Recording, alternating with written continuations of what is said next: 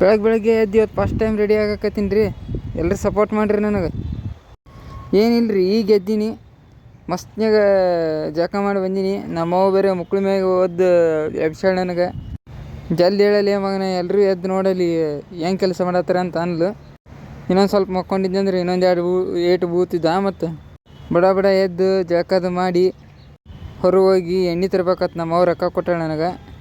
ಈ ಸದ್ದು ಹೋಗಿ ರೊಕ್ಕ ತೊಗೊಂಡ್ಕೇಸಿ ಎಣ್ಣೆ ತರಕ್ಕೆ ಹೋಗಂತ. ಅದಕ್ಕಿಂತ ಮೊದಲು ಜಳಕ ಮಾಡಿ ಬರ್ತೀನಿ. ಜಳಕ ಮಾಡಿದ ತಕ್ಷಣ ನೋಡ್ರಿ,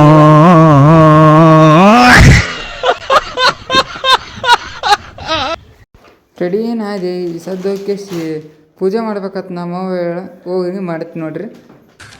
तू समझा? हाँ नहीं तू समझा नहीं.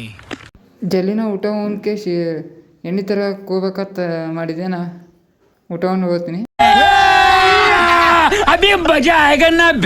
ನೋಡ್ರಿ. ಎಣ್ಣೆ ತರಕ್ಕೆ ಹೊಂಟ್ನಿ. ಸದ್ದ ತರಕ್ಕೆ ಹೋದಾಗ ನಾವು ಫಸ್ಟ್ ಸಿಗೋದು ಬಸವಣ್ಣನ ಸರ್ಕಲ್.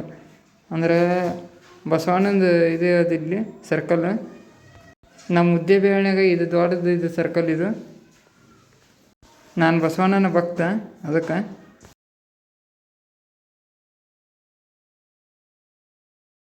ಅವನು ಎಣ್ಣೆ ತರ್ಬೇಕಂತ ಹೋದೆ. ಭಾಳ ತನಕ ಆಯ್ತದ. ಬಂದೇ ಬಿಡ್ತು ನೋಡ್ರಿ ಎಣ್ಣೆ. ಇದು ಸ್ಟೇಟ್ ಕಾಣಿಸುತ್ತೆ ನೋಡ್ರಿ, ಅದ ಎಣ್ಣೆ ತರೋದು. ಅವನು ಎಣ್ಣೆಗೆ 750 ಅಂದ್ರೆ ಕೊಟ್ಟು ಬಂದೆ.